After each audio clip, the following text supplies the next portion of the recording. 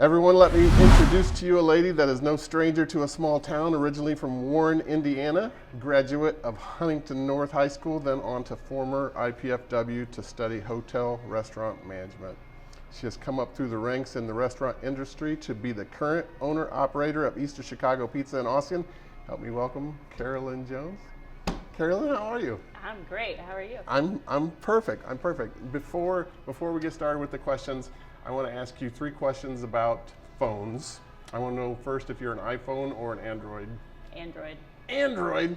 See, we're polar opposites now. Tell me the last app that you would have downloaded. Oh my. I haven't downloaded hardly anything. I'm gonna say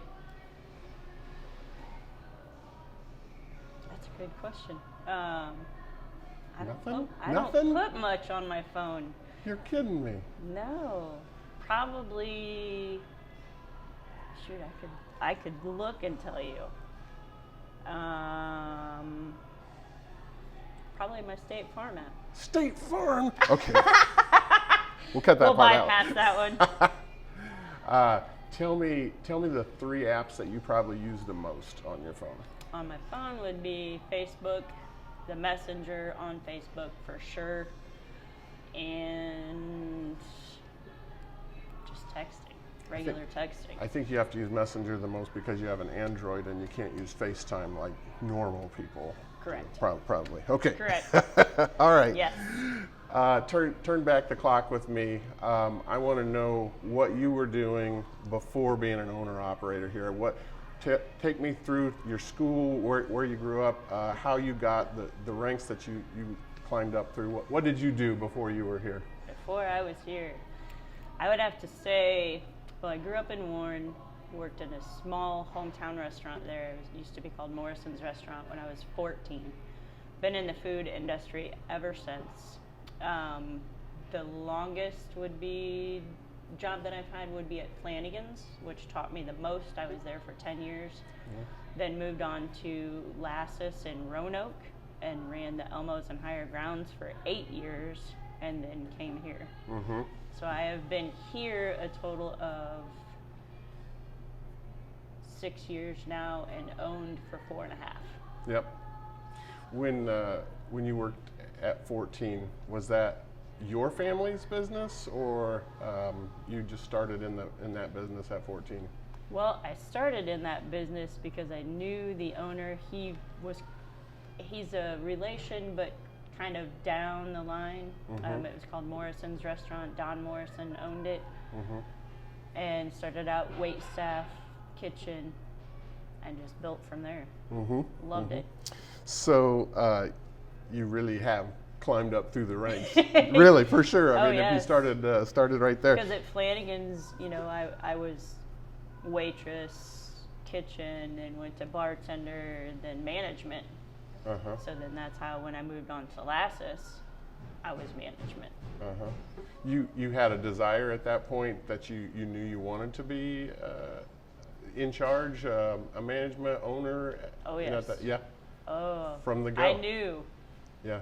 Absolutely. I grew up cooking, lived on a farm. Mom taught us well. Yeah, right. So, East of Chicago, you have a franchise, you have a name here basically. Like me in the insurance business, brand names bring people to you, but you keep them here with the service that you do for sure. Right.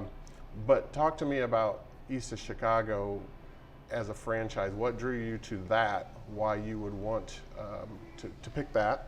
And talk to me about a franchise in general. Some people don't even understand what a franchise is or does. Right. I had no idea that I would even be coming to East of Chicago. Mm-hmm. Jeff and Becky Sauter, the previous owners from Warren, approached me mm-hmm. because they were interested in selling, because they still had the Warren store, but they wanted to get down to one. Mm-hmm. So we talked about it. I said, all right, franchise is a little different, but you can still kind of do your own thing. Yes, there are certain things that you have to follow by East of Chicago rules or guidelines, as you would say. You know, as far as the menu, menu stays. If they add something, okay, then you have to add it. Good example, I started the baked potato. That's not on the menu. So little things like that I can do on my own, and I just have to let them know. Okay. As far as, you know, like coupons in the mail, the flyers and all of that, they send out. I mean, the franchise is not, it's pretty simple. It's low key. They don't bother you. They'll call you every once in a while, make sure things are good. They'll send a lady out to do like an inspection on you to make sure that you are following these guidelines on your coolers, on your products, making sure everything's at temp. If you have questions, you know, anything of that sort. But yeah, a franchise is very, very simple. You just kind of pay into it a little bit, and you're good. So they give you the brand, they give you a menu, a starting point, and you pay them a little bit for that. Then, of course, is what a franchise is. Yeah. Of course. So interesting, and you just told me before we started here that you come in 3 hours, 4 hours before you open every day, and you make the dough for the pan pizzas. And I had no idea that. I've been ordering pan pizzas here since they were available at Ossian. And I had no idea that was fresh made every day. So that's really interesting to me.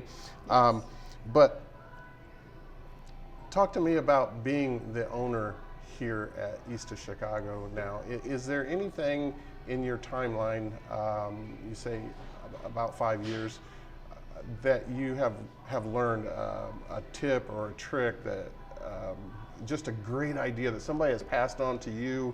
Not even necessarily about pizza, but just business in general, or a good life hack, something that somebody has shared with you, maybe specifically like staff or marketing or just a business idea.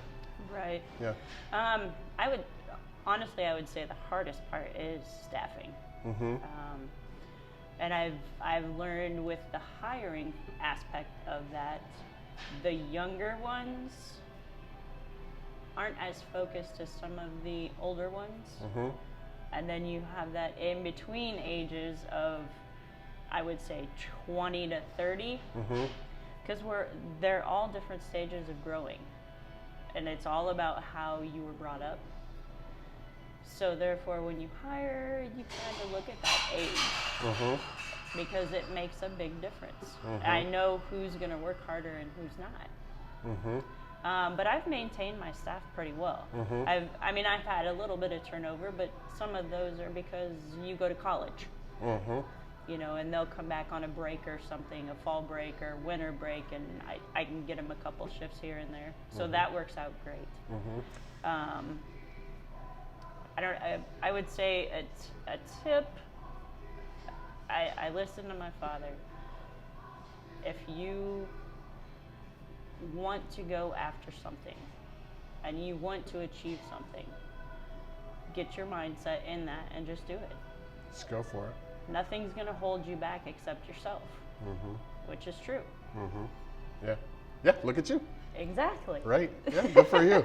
So the staff is very interesting too. You know, being in a small town, I imagine then that you say looking at how they were brought up. Maybe you're looking at the parents or the family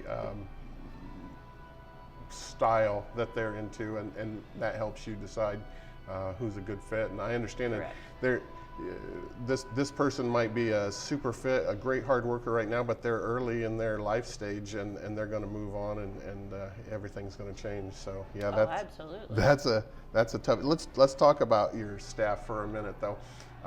Your staff is always super friendly, and I don't care when I come in here. They're very professional, very, very friendly, and I honestly have never come in here with you in a bad mood. Excellent.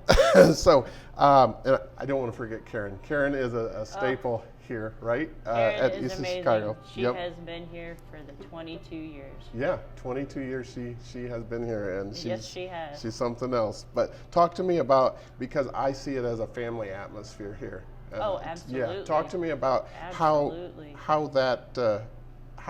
how you keep that, how you keep a family atmosphere in a business like this, because you have a good size here.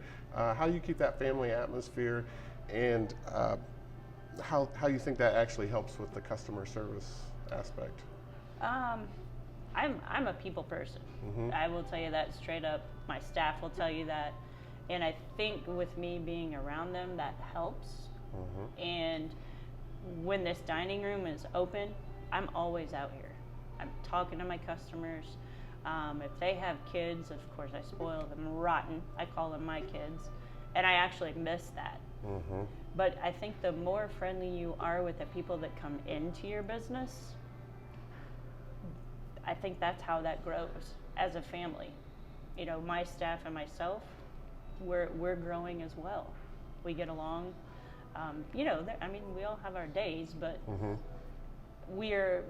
the staff that I have, we are all very family oriented, and I can tell that. And that's what I appreciate. I'm sure they see that as a reflection coming from you, and you set a good example of that, just like you said, when you're out here in the families in the dining room.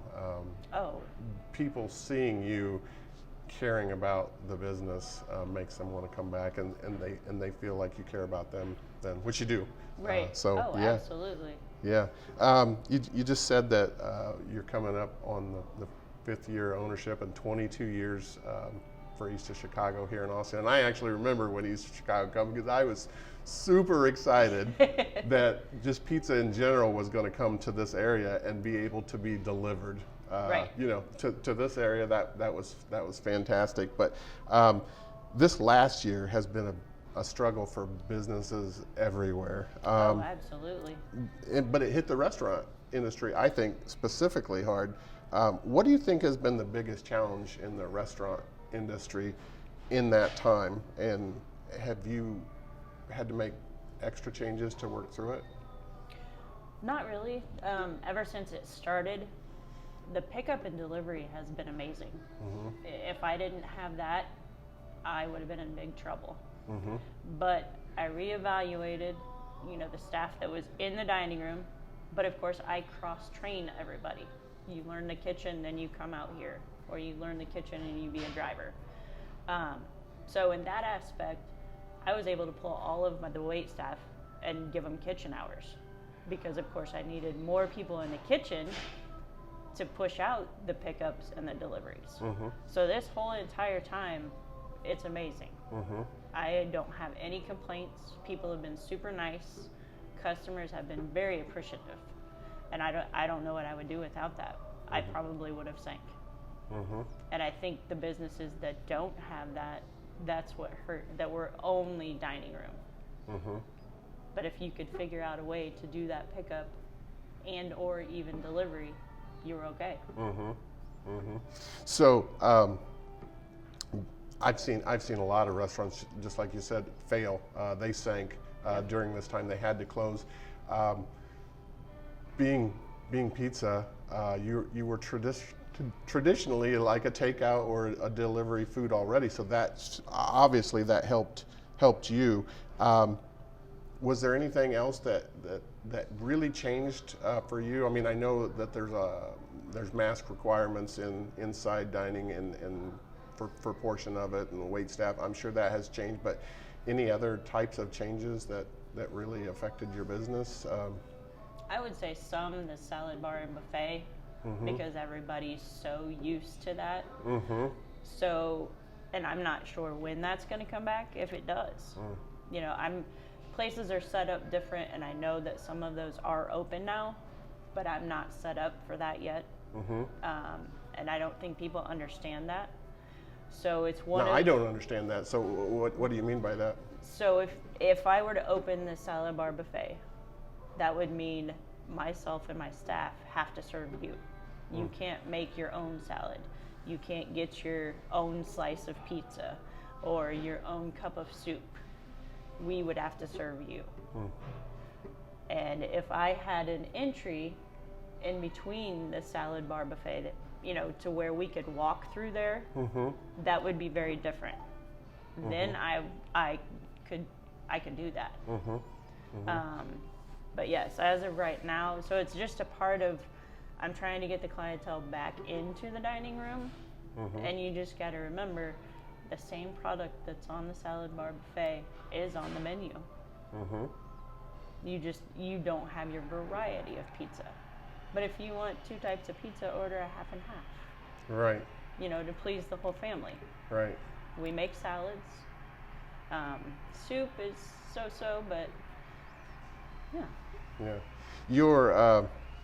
Your sandwiches get rave reviews around here for sure. Oh, absolutely. Yeah. Is there something on your menu that is your absolute favorite? Anything on the menu? Yeah, that is your absolute My favorite. favorite? Ooh.